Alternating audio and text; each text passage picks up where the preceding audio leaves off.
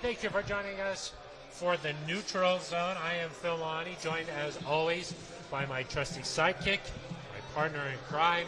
Really, the best way to describe this person is my everything. Let's add Eric Galau. Phil, we're back. Eric, cheers. It's really like we never left. That is true. We are live at Breckenridge Brewery's farmhouse. We like to call it a farm home. Here right. in Littleton in the Denver metro area. It's right off Santa Fe and Brewery Lane. Come out and join us. We'll be here every day after a game at 5:30. Right Mostly. At 5:30.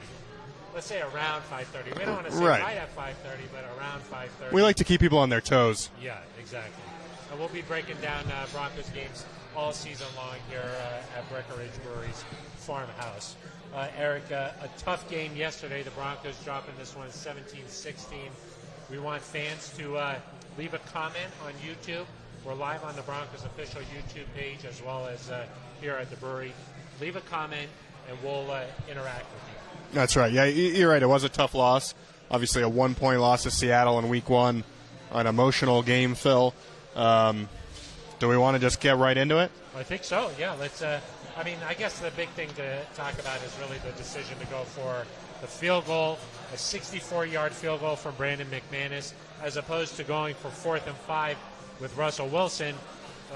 Nathaniel Hackett said that before the drive started. You heard from Brandon McManus, said, where do we need to get to? So that's a 46-yard line. The Broncos hit that mark, and they decided to kick the field goal. A day later, today, we heard from Nathaniel Hackett, and he said that was a mistake. The Broncos should have gone for it. Yeah, and, he said part of that was because they missed it. It was a mistake. I think that he still kind of stuck to the plan that they put in place, that they decided on. That was important. They did what they needed to do, they thought, and obviously Brandon McManus was very close to hitting that field goal but wasn't quite able to knock it in there. Phil, I kind of view that final drive, that final decision as its own game because the Broncos made a lot of mistakes. They were 0-4 in the red zone, including 2 goal line fumbles. They had a lot of penalties, over 100 yards. They struggled at times certainly in the first half, to stop the Seahawks. And yet, despite all that, they still had a chance to win the game. And so I think you can look at that part of it and be somewhat encouraged and say, okay, well, that shows maybe a good team that you're able to make all those mistakes and still be in the game. But then you do have that kind of little bit of regret that, hey, we had a chance to win this game and we weren't able to do it. Yeah, I think that going into the season, we knew that the AFC West was going to be extremely difficult, that the Broncos needed to win all the games that they were supposed to win. They were favored going into Seattle. Unfortunately for the Broncos, not able to get that one done. Hopefully this game doesn't come back to cost them later in the season. You look back and see how these two teams, where they go from here. Hopefully you don't look back at this one and be like, gosh, that was a game that the Broncos really were supposed to win. Let's just break down that last end-of-game situation a little bit here. Talk about the different options that were on the table for the Broncos a little bit, and then we'll get to some YouTube comments here. But the Broncos got the play on 3rd down ended with about a minute to go. Yep. And then the Broncos facing 4th and 5 from the Seattle 46. So let's go over a couple of options. They could have just lined up and gone for 4th down, right? Yeah, that's certainly one possibility. Russell Wilson in his career has been good on 4th down. Teams in general in that situation have done a pretty decent job of completing 4th down conversions. So that would have been one option, to just line up and go for it. If you did not get it, there's probably about 50 seconds left at that point. You would have had all 3 timeouts and would have needed to stop Seattle probably somewhere around midfield. So assuming you're able to stop Seattle in that situation, assuming Pete Carroll is pretty conservative in that situation, you 3 runs, you stop it, use all 3 timeouts, you get the ball back. It's still an uphill battle at that point, but at least you have another chance. Yeah, you probably would get the ball back with about, assuming you didn't give up a 1st down, because a 1st down would end the game. You get the ball back about 30 seconds left, probably at your own 20, so you're 20 at the very best. And that kind of parlays into the next option, which would have been on 4th and 5. You could have just punted the ball away. They could have just punted, but he would have been. Nathaniel Hackett would have been killed for that. Right, and that that would have been a tough but decision. That actually probably would have put you in a better position than not getting the 4th down. Yep. And that the field possession would have been a lot better. Say you pin them inside the 15-yard line. you get a quick stop. Maybe you get the ball back around midfield anyway, and now you've got a whole other set of downs. But you're right. I don't think it's in Nathaniel Hackett's nature to punt the ball away. You have Russell Wilson for a reason, which I think is partially why people were a little bit surprised that they didn't keep the ball in Russell Wilson's hands. And that, Phil, was option number 3, which was to – or I guess that's option number 1/number 3, which was to bleed the clock and then go for it. And in either of those situations, you keep the ball with your quarterback and give him a chance to make a play. Could have also just kicked the field goal, lined up, right kicked away. The field goal. If you miss it, then you still have 3 timeouts in a similar situation to not getting the 4th down. Yeah, or, I think a more likely scenario in that case is that you would have called your timeout immediately after the 3rd down play, come out and kick the field goal so that there's probably a minute left and you have 2 timeouts, because if you're asking Brandon McManus to kick a 64-yarder, you probably don't want him to run out there and have to make that kick. You want to give him time to set up, to give himself his best possible chance at it. And so I don't necessarily see the running onto the field part. But the issue, I think, Phil, was that the clock ran and you lost time and you called the timeout. But, Phil, I know we got comments to get to, but as Nathaniel Hackett said, I think this is an important point. It never should have gotten to that point. Yeah, of course. I mean, 2 fumbles on the goal line, that hadn't happened since in the 1980s. And I believe that was a replacement team during a strike for the Kansas City Chiefs. That was the last time a team had 2 fumbles on the goal line. So there was another option, Eric, that we have not too many people talked about, but Peyton Manning did on the Manning cast. The Broncos could have gone up to the line of scrimmage and tried to draw the Seahawks offside. Which it kind of looked like they started to do that, and Nathaniel Hackett mentioned today that Russell Wilson wanted to do that. He never quite got up there and gave a hard count or anything. I think there was some concern that maybe the Broncos might have flinched. Now all of a sudden you're back in your own territory. Instead of 4th and 5, it's 4th and 10, and now you're not in position to kick a field goal, and a 4th down becomes much harder. Yeah, it was just all around just a difficult scenario there right at the end of the game.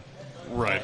It just seemed like you're in like a really gray area where there were a lot of options on the table there, and it's hard to process that pretty quickly there. Yeah, and Phil, that kick was probably good from 60 yards, 61 yards. It was a good kick from Brandon McManus. I think that had the line been a little bit different, like if you said we got to get to the 44 or the 43, we might be talking about a different situation here. And but Nathaniel Hackett has been clear throughout his short tenure here. He's going to trust his players. He's going to put his faith in his players.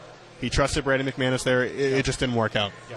And I think, like he mentioned on earlier today, if he had to do it over again, I think you put the ball on Russell Wilson. Yes. I mean, I think that just makes sense in that situation. And most people were surprised that McManus went out there, but if he makes that field goal, we're talking about a whole different story. So that's true. A little bit of a different situation. Let's get to a couple of questions here. One from Brandon Walker, our good friend. He's ready. He's ready to go. Hey, fellas. Perfect, Brandon. I love that. What did you think of Surtain holding his own against DJ Metcalf? DK. Metcalf. That IPA. DJ. You're not in midseason form yet here for the Jones, for the farm home. Yeah. Phil, I was really impressed with Pat Surtain. There was some notion, I think, from some Seattle fans that DK was, quote, cooking Surtain. Russ is the only one who cooked. Yeah. Surtain held his own. Yeah. I mean, I think DK had 6 or 7 catches. 7 catches, under 40 yards. Yeah, 34, 36 yards, something like that. Surtain held him in check all day. I think Metcalf's longest catch was for 15 yards or something like that, and Surtain had perfect coverage. It was just a great catch by Metcalf.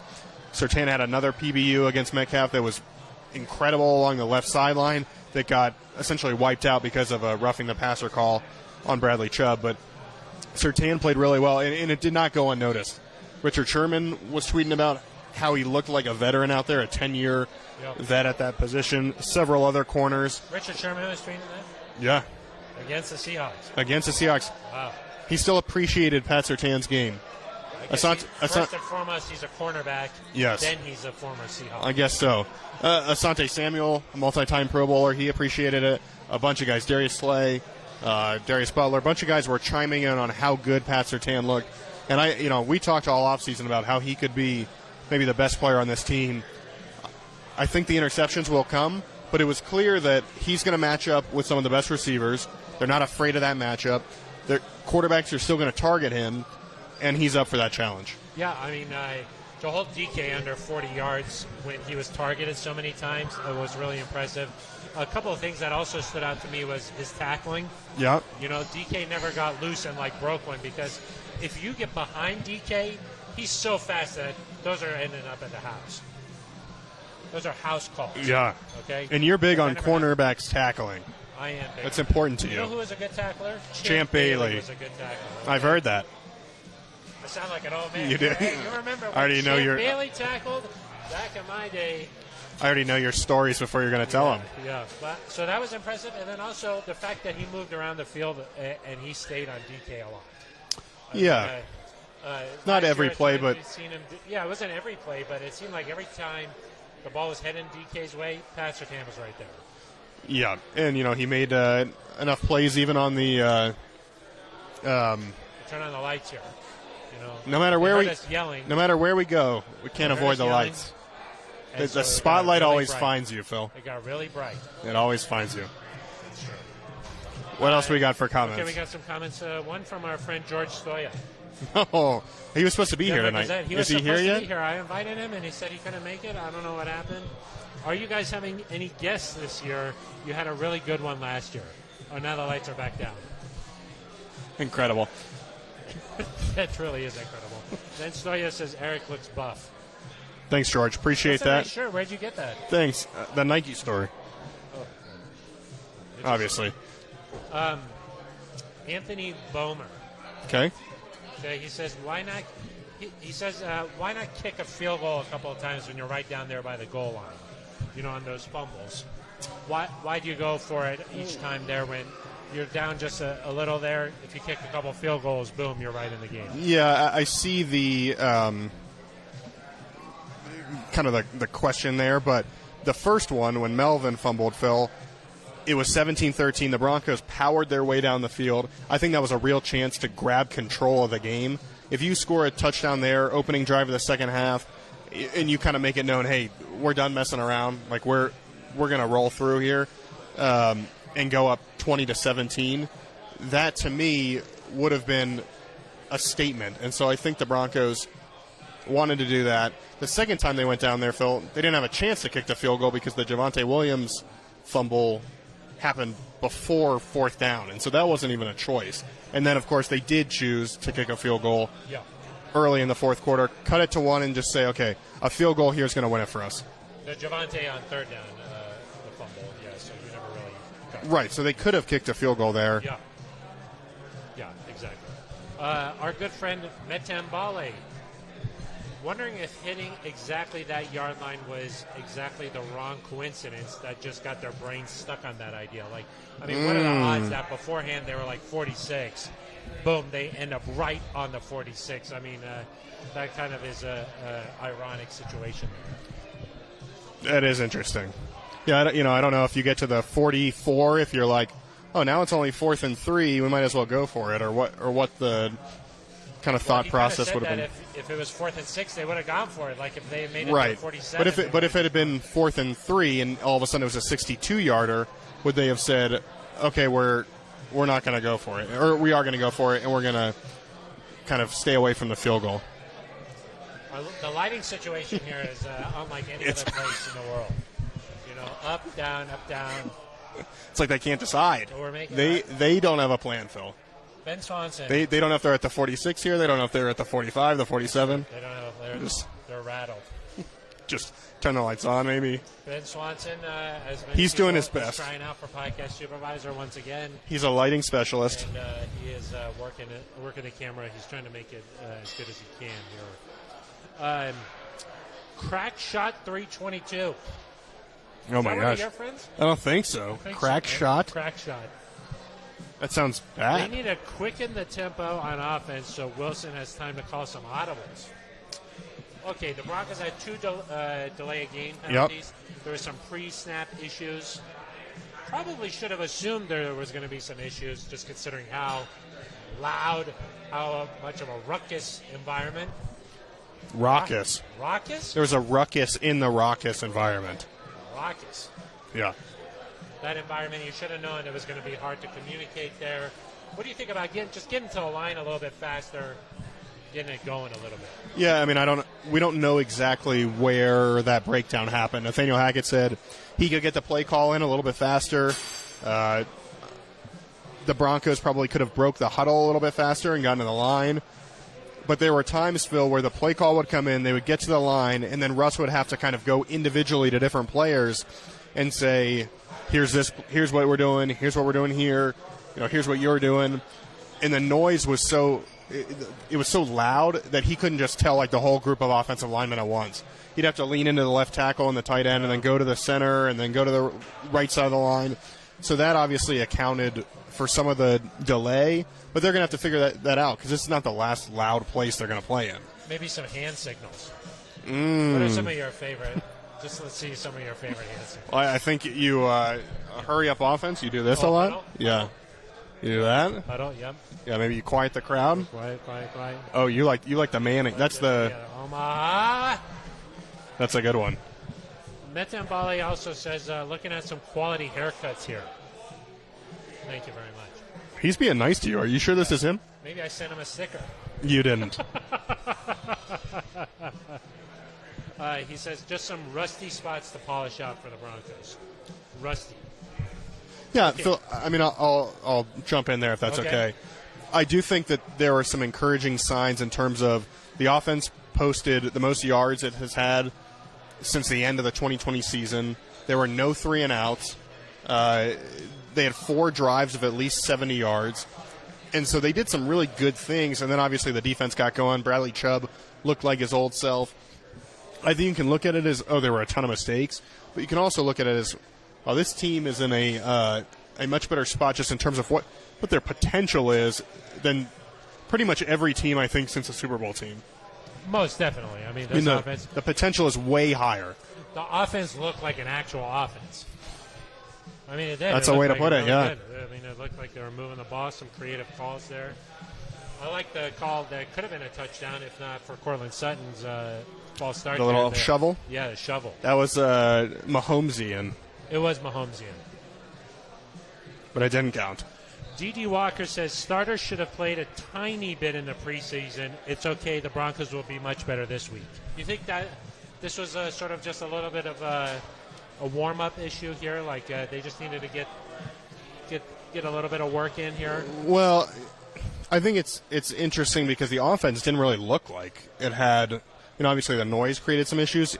I don't think that was going to get worked out in a preseason game against Buffalo. And when it's not a defense.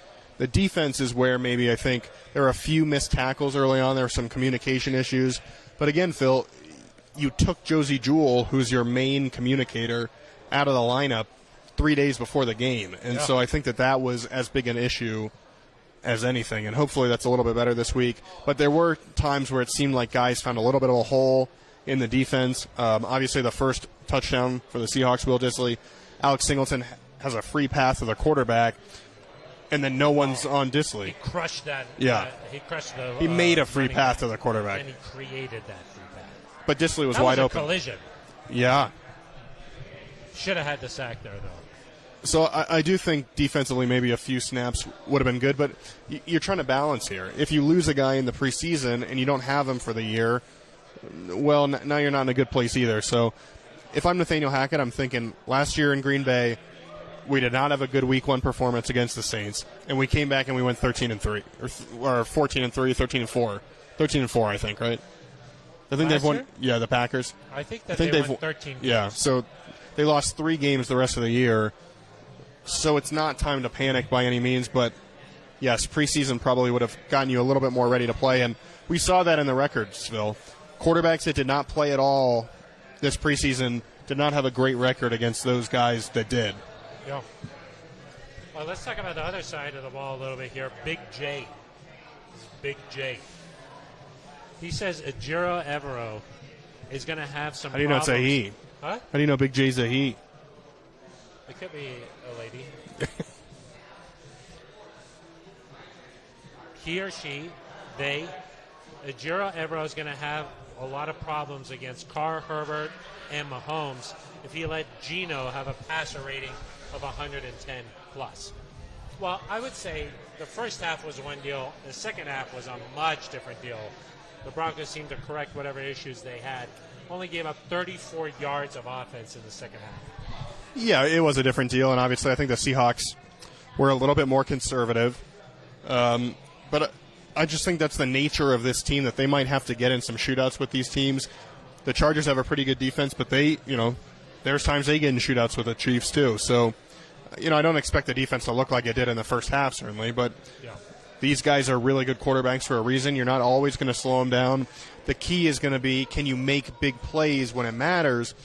And that, to me, is what I thought was encouraging, is that after the Broncos cut the lead to 17-16, they went out there, and last year we saw a bunch, against the Raiders, against the Browns, against the Bengals. They couldn't get the ball back. Against the Bengals, they got it back at the very end, but they worked a lot of time off the clock. Broncos forced a 3-and-out, and Bradley Chubb had a sack. I mean, that to me was a suggestion that, okay, this defense is a little bit different, and whatever Ejiro Evero is doing it is maybe a little bit better suited to what the Broncos need. Yeah. I mean, I like that this is a game of adjustments here. You know what I mean? Yeah. And so you got to make an adjustment and then have it work in the second half. They certainly were able to do that. I mean, ultimately, they only gave up 17 points to the Seahawks. If you had told us that before the game, we probably would have been like, yeah, that's fine. Totally. Wardell and Bradley Chubb looked really good. He did. Happy for Bradley. That was probably the best game we've seen from Bradley in a long time. Strip sack, another sack. I mean, he was a factor all game long. Yeah, he had I think a big tackle for loss at one point. He put a hit on Geno Smith that I didn't necessarily think should have been flagged. So he was a big factor, and they need that from him, especially as Randy Gregory, who Bradley Chubb was out there a lot. I don't know the snap counts off the top of my head, but felt like he was out there more than Randy Gregory. And so Gregory, I think, only played about 30% of the snaps. So they're going to need Bradley to be that guy while Randy's working his way back in. Yeah. And listen, we know the potential he has. We saw it in 2018. We saw it at times in 2020. If he plays like that, that's a really good sign for this defense. And how about Randy Gregory? He also made his Broncos debut, had a nice little forced fumble there. Yeah, he has a knack around the football for making plays, and he's a strong guy. DK's going down. He's holding on to the ball. He's strong, too, and just the power Gregory used to rip the ball out, it's impressive. Here's one for you. Eric, I know you're a big fan of this. Anthony Bomer also chiming in here says that the schedule makers did them dirty. Ooh. Seattle has to be the worst place to play for the first time in a new offense. Yeah. Schedule makers. He's coming after you. Yeah, I did my best. Schedule makers. Did my best. I think there's something to be said for both ways. I do think in week one that fan base is riled up. The Broncos offense is not necessarily ready to go. They're still working into things. If you played in week 8, for example, I think the Broncos offense would have been probably flowing a little bit better. Yep. I think the defense would probably be in mid-season form. But there's also the possibility that the Seahawks have figured some things out. You don't know how injuries will impact games later in the year. I kind of like the fact that there was a lot of unknown. You didn't know. This was all about Russ going back to Seattle and who's going to win, the trade, quote unquote. And so I think the fact that there was a lot of unknown and you didn't know what the Broncos offense was going to look like, and you didn't really know what Seattle was going to do, and you didn't know how Pete Carroll and Russell were going to stack up against each other, that made the storyline exciting. But from a win perspective, they're probably right that it was a little trickier. Tough. But the same thing, if you had to go to Arrowhead this week, that would have been tough too. Tough. And the Broncos have a tough schedule. You have to realize that with Russell Wilson, the Broncos were going to get some sort of marquee week 1 game. Yeah. Whether it was the Rams, the Chiefs, the Chargers, the Seahawks. I mean, they were going to play a tough team. They weren't sending this team to Carolina in week 1. What do you say about Carolina? Just saying it's not a spicy matchup. Got it. At least right now. Maybe it could be in 8 weeks or whenever that is. You mentioned winning the trade. I mean, I know that Seattle's probably feeling pretty happy right now after that game, but I don't think we're going to know until definitely not after this season, and maybe not for a couple of years here how this thing shakes out. Because, look, like Seattle maybe won that game, but let's see how the rest of the season goes here. I mean, if they struggle the rest of the way and the Broncos have a lot of success, this one game is not going to really determine anything. Yeah, I mean, the Broncos are still going to end up with a better record than the Seahawks this year. There's no doubt in my mind that that's going to happen. Okay, I like that. You don't. That's I mean, a lot of confidence, but I like it. I think that's a pretty safe. I think most people would agree with that assessment. And then in terms of determining a winner, loser, whatever, I think as long as the Broncos get to a Super Bowl at some point with Russ, hopefully win that Super Bowl, I would deem this trade as a success just because of where the Broncos were before, which is that they weren't relevant. They weren't in the conversation. They weren't making the playoffs. They weren't winning games. And so if over the next 7 years that he's under contract, 7, right, through 2028? Yeah. I think that includes this year. Yeah, then that's a success to me.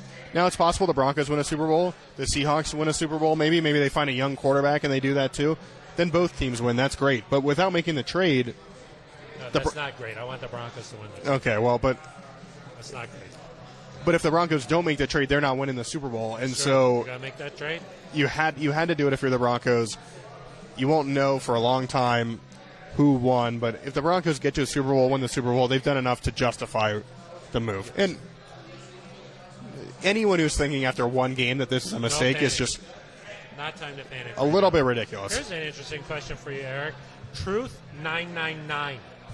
Oh. Truth 999. Truth 1000 was busy. Truth 1000 was taken. Yeah. It's tough. Did Russ have the authority to make the call on the last play? Like, do you think that if Russ went over and was like, hey, Coach Hackett, I think we need to go for it, do you think that maybe it would have been a different situation? Maybe, but it sounded like they were all in agreement of what they wanted to do. It does, but what if they weren't? What would have happened? I mean, maybe they would have talked about it and changed it, but I think they both got to come to an agreement there. Yeah. I do think that if Russ came over and was just like, no way, we got to go for it, and he was really adamant about it, I think that would have given Coach Hackett enough pause to be like, okay, let's go for it. I don't think it's week 1. I don't think you're going to openly challenge what the whole team wants to do to... Well, you don't know the whole team, but you know that the decision makers and the people in Hackett's headset and everything, they all seem to be on the same page with this. So. And what I did appreciate, Phil, is that obviously the Broncos have some people up there making decisions. Brad Miller, of course. We shouted out his mother, Carolyn Miller. We did shout out his mother. I heard she was very happy to get a shout out, so send another one her way. It'd be very easy for a coach to say, that's what the analytics guy told me, so I just did it. Nathaniel Hackett took the blame and said, ultimately, that's my decision. Yeah. I made the call, and I appreciate that from a head coach to say, hey, I'm leading this. It's my choice. I take the blame if we lose. And so, really, you see coaches sometimes be like, that's what the analytics guy told me to do. And you just blame it on some nameless person that it's easy for fans to get mad at. I appreciate that Nathaniel Hackett kind of shouldered that blame. But I don't think the analytics had anything to do with this one. Well, there's probably some sort of 2 field goals made ever from that distance or more. Well, but he was saying that they felt better about the chances of making the field goal than going for it on 4th and 5. So clearly, I don't know if it was with our friend Brad or somebody else, but clearly there was some sort of discussion about the options at hand. Jeremiah Curtis. Okay. Who wants to see Phil and Eric have a drinking contest live on here? Oh my gosh. You would lose so badly. This place would probably run out of beer. Yeah. Done, Yeah. We don't want to do that to Breckenridge Brewery's farmhouse. Farm home. Well, we're working on it. Their reserves would all be gone. The kegs empty. Yeah, and then we'd be like, what? Ben Swanson would have to drive us home. Yeah, that's true. We wouldn't all fit in the car. I of course biked here directly from Seattle. Yeah, so I was sad last night on my bike. You have a helmet somewhere around here? Or? No, but I got bike shorts on underneath my nobody needs to see my that. slacks. Nobody needs to see that, okay? Let's find some... Any funny ones? That was a funny one. That's true. It was close. Adamant faker. Run blocking on goal line was bad. Wasn't on the running backs.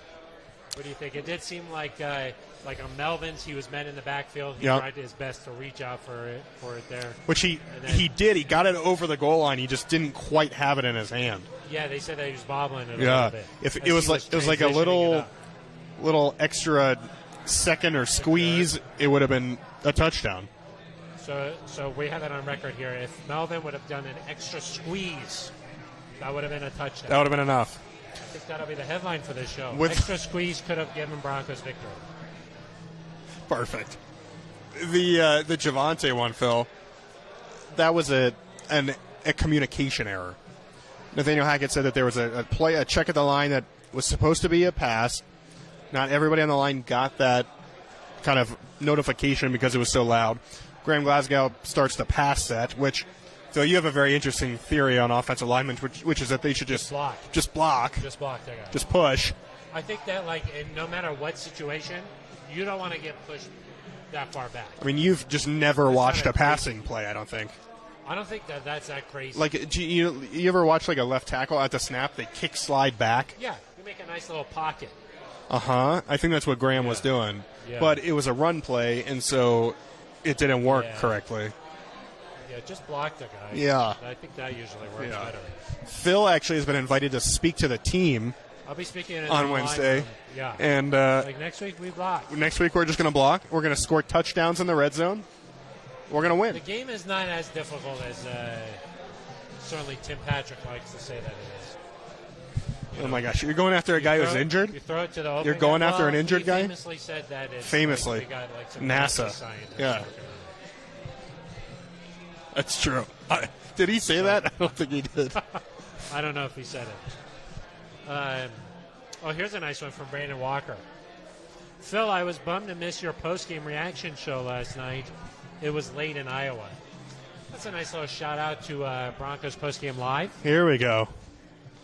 I could just spend, how long do we got? We could talk about that show for a long time. There. We could. But we got a new show. It's a live post-game show right after the game. You and Steve had a nice little report from the game. Yeah, Steve and I, Steve Atwater. Hoff? We were out in Seattle. What's it like working with the Hoff? It's an honor. A little nervous it's a around privilege.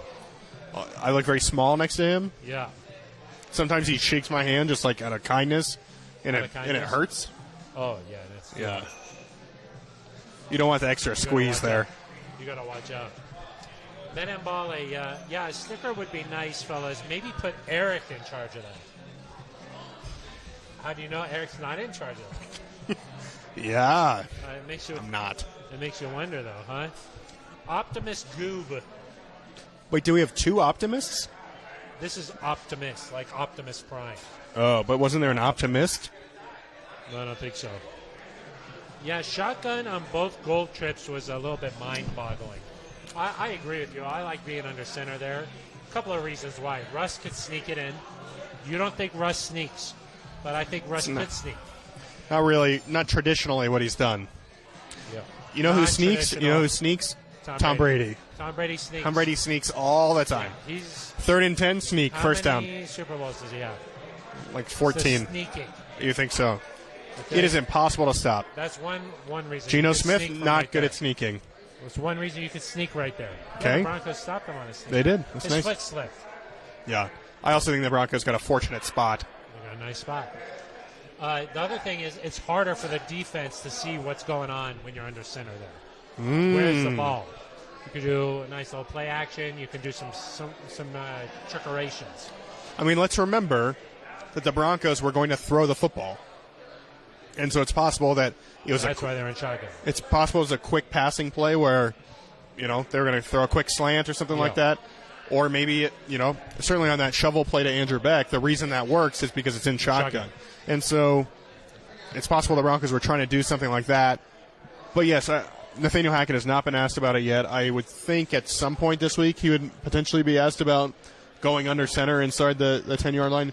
It's an advantage that pro offenses have that college offenses just they can't do it. The footwork is very complicated. Yes. Because then the other reason I was going to say was because then when the running back gets the ball, they're already running downhill. Yep.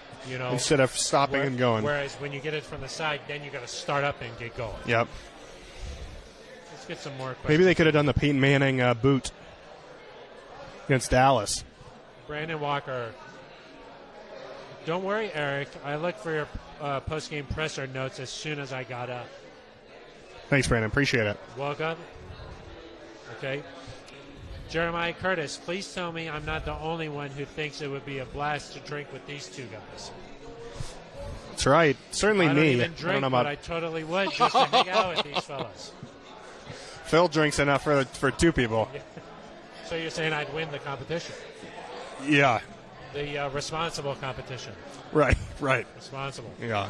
Yeah, we'll like I mentioned, Ben Swanson would drive us home. We'll tuck you in the back of Swanson's little VW Bug. The hatchback. And we'll. Is there a hatchback on that? I'll climb in the back. Yep. We'll get you home. We'll get you home. Nice and safe. Anthony Bomer.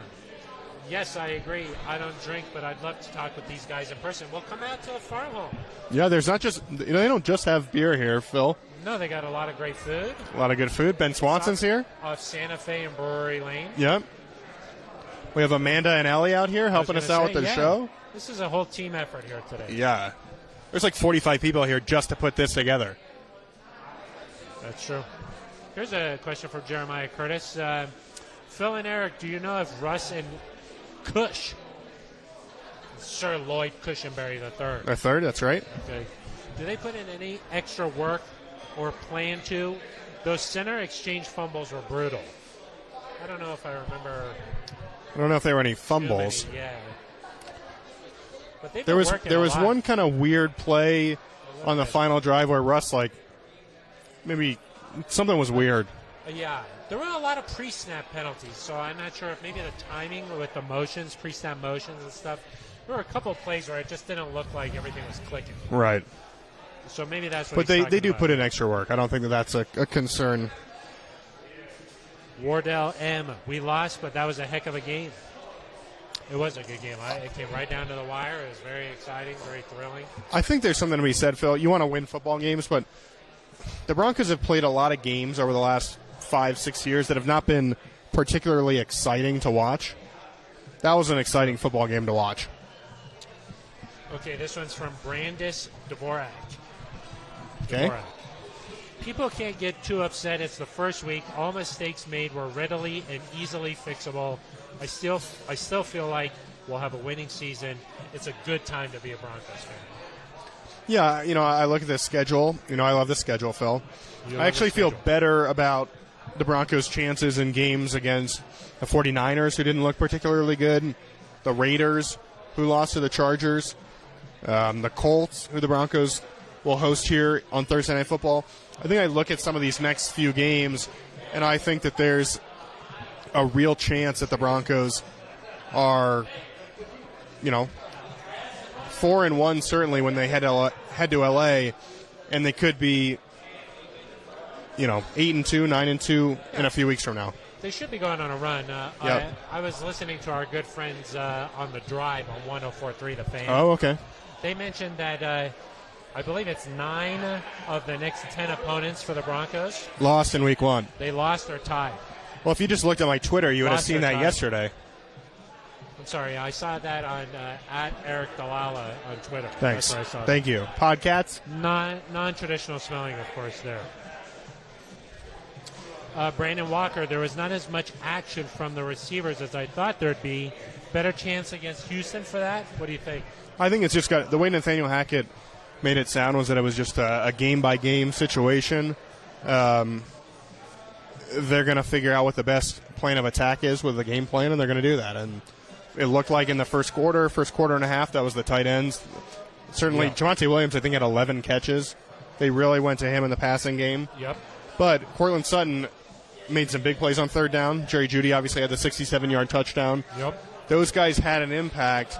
I think you're just going to see this offense spread the ball around. That's what Nathaniel Hackett wants to do. He wants to catch you by surprise. I don't think anyone's expecting you to come out and throw it 3 times to Andrew Beck in the first quarter. How about that catch? Nice catch. That was a big catch. Big catch. That kind of settled the nerves a little bit. Set the tone. Yeah, set the tone.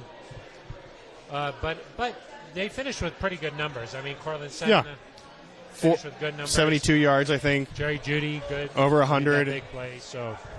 Yeah, I mean, we haven't talked a lot about Jerry Jeudy, but encouraging, I think, for his future, what he's got coming next, that he had his first 100-yard game since the end of the 2020 season. First touchdown since the end of the 2020 season. This is a guy that's going into a big year in year 3 and a promising start. Anthony Bomer says, I live in Pennsylvania. Otherwise, I'd be there every week. We know you would be. We know that. Thank you for joining us here on the Broncos official YouTube page. It's a good time to mention that we'll be here every Monday. Right.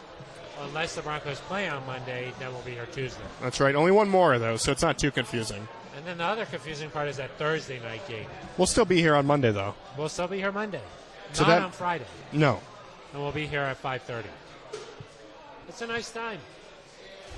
Okay, here's a couple more. Adam and Faker, I want to see KJ Hamler get a little bit more involved. Yeah, just one target him was kind of on an off-schedule play. Again, I think it's just a game-by-game thing. He's still working into this offense, and I think people need to realize that there's going to be a time and place for certain guys. Cortland Sutton and Jerry Jeudy, I think they're going to get targets every week. They're focal points of this offense, but, 1 week it might be KJ Hamler. 1 week it might be Andrew Beck. It might be Eric Sauber. Kind of these secondary guys, I think, it might be a week-to-week thing, but as we've seen, Phil, in Russell Wilson's career, he likes to have one or two main guys. It seems like that's going to be Sutton and Jeudy. Yeah. And I think that Hamler, when he's going to get most of his stuff, is going to be on huge plays, like big plays. Take shots, take a couple shots to him each game. Yeah. Here's a bit of drama. Drama. Achy Dragon. Okay. They says this chat is full of 10-year-olds. Oh. I don't know how the other commenters feel about this, but go get the dragon. Get the people going. Okay, so the person whose name is Dragon is saying that. So you're going after Achy. Yeah, I mean, we're watching this guy. This person's talking about dragons, and they're saying that everybody else is a child. Achy Dragon also says the Broncos could have had many more delay of game penalties. The team was so unprepared; it was sad. Sad. When Eric's done with Achy, he's going to be sad. When Achy Dragon is sad, we're all sad. That's true. I'm curious if Achy is going to comment back. We'll see what happens. Ben Swanson doesn't just let. If you say something inappropriate, Ben Swanson's not going to let it through. That's true. Let's see. Javonte had 11 catches. Lol. That's right. I would say Javonte on that screen pass a couple plays before the fourth down. If he would have let Graham if that play would have just developed a little bit better on time, that could have been huge yardage. If Brandon McManus made the field goal, the Broncos would have won. Are we just changing plays? What? Huh? What did you say? I said if Brandon McManus made the field goal, the Broncos would have won. Yeah, if we're just changing how plays go. I'm just saying there's like a lot of plays that are like. That's true. Pablo Escobar, I'm 10, it says I'm not 10, I'm 11. Nice. Pablo Escobar. Yeah. How do you get that handle? Kind of hard pass. To get. Maybe I pass. You got to be early on this here. Broncos gaining. Well, we'll beat the Texans in week 2. What do you think the Broncos need to work on this week? Yeah, the defense needs to start a little faster. I think you've got to figure out the tight ends and how to handle those guys in the passing attack. Offensively, clean up those pre-snap penalties, be better in the red zone. The fumbles got a lot of the attention, Phil, but pre-snap penalties and then kind of errors on second down made it so on the other two drives it was 3rd and long, and the Broncos really didn't have a chance to score. And so stay ahead of the 6 down there, find a way to make plays. I don't have a doubt that the Broncos are going to get this right, but as Nathaniel Hackett said, they've got to turn the attention to Houston. This week is done. Going to be a disappointing loss, but you've got to move forward. You can't let one loss become 2. And he didn't go as far, Phil, to say it was a must-win, but the Broncos, they can't go 0-2. They've got to find a way to win this game, get rolling, keep pace in the AFC West, and find a way to get a victory. Well, we just got a couple more minutes left here on this live show, but Cuero Vidal. Ben Swanson is letting in a bunch of Seahawks fans here to talk crap. Did you know that Ben Swanson was raised in Seattle? Ben Swanson was? Yeah. I didn't know that. Or no, maybe we traded him to Seattle. I think that's what it was. The Russ thing, yeah. So he's back now. He's back. Why do you think he's letting all these fans in? Ben Swanson's a lover. That is true. That's he's a true. painter. He's an artist. It's true. He's got an emotional side. He does. He just can't stop anybody. He's letting these comments in because he's a little distracted by his canvas. So he's got a nice oil painting of the Breckenridge Brewery farm home. It's going to be nice. They're going to put it up. Yeah, that's right. He's going to autograph it? Yeah. I don't know if you autograph. I think you sign a painting. Sure, you can autograph. You take a Sharpie, you autograph it? What would yours say? Like, did you see Russ's... What would it say? It would say my name. Well, yeah, but you got to write a little something, too. Like, Russ says, like, I love you forever, bro. Forever. Now you're talking about, like, a jersey swap. Yeah, that's a jersey swap. Oh, yeah.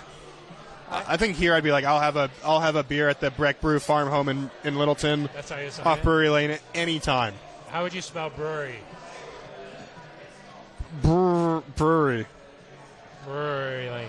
A lot of R's, some E's, Brewery Lane. maybe a couple Y's.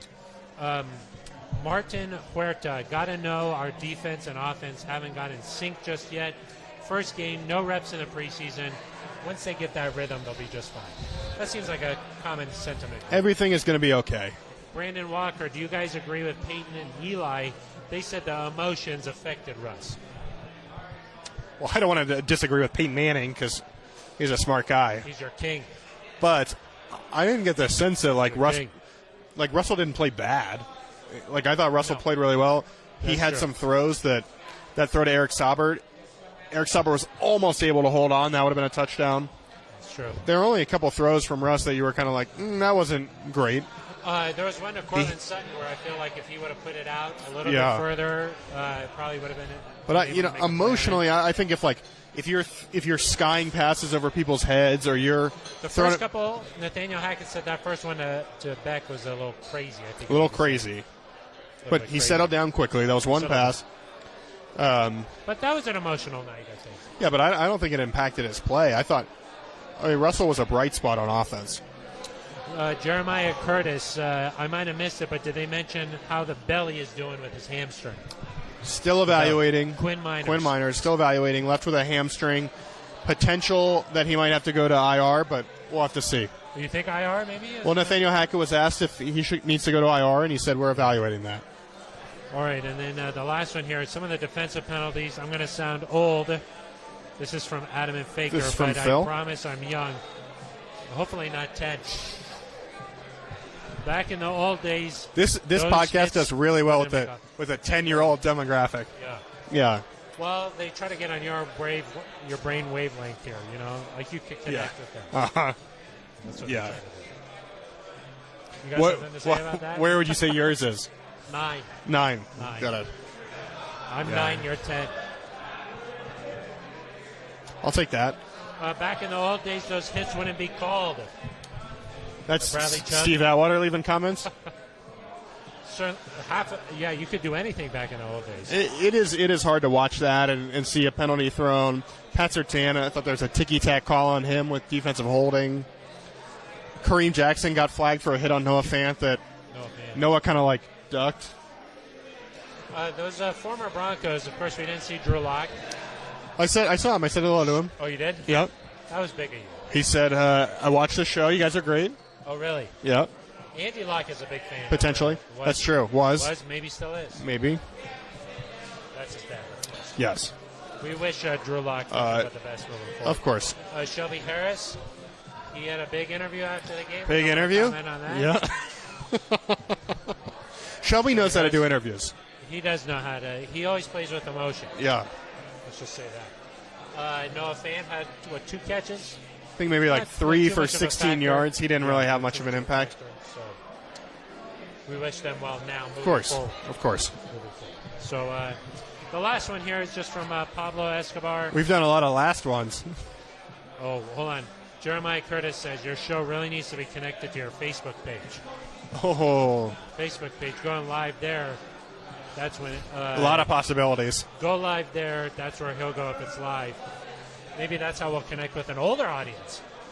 Yeah, we're gonna branch out into the 13 to 14 demographic. There's older.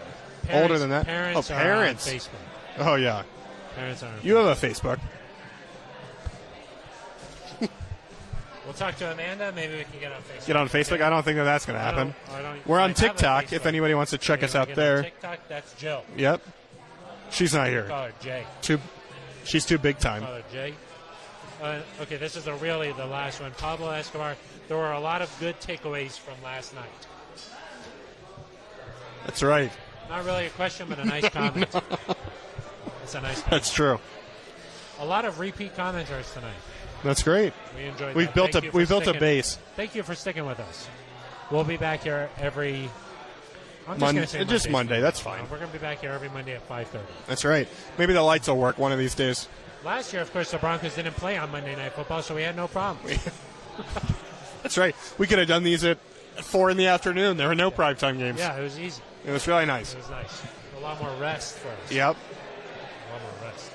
All right, well, I think that's going to do it. We'll be back for our regular episode of the Neutral Zone. We'll be looking ahead to the Texans game.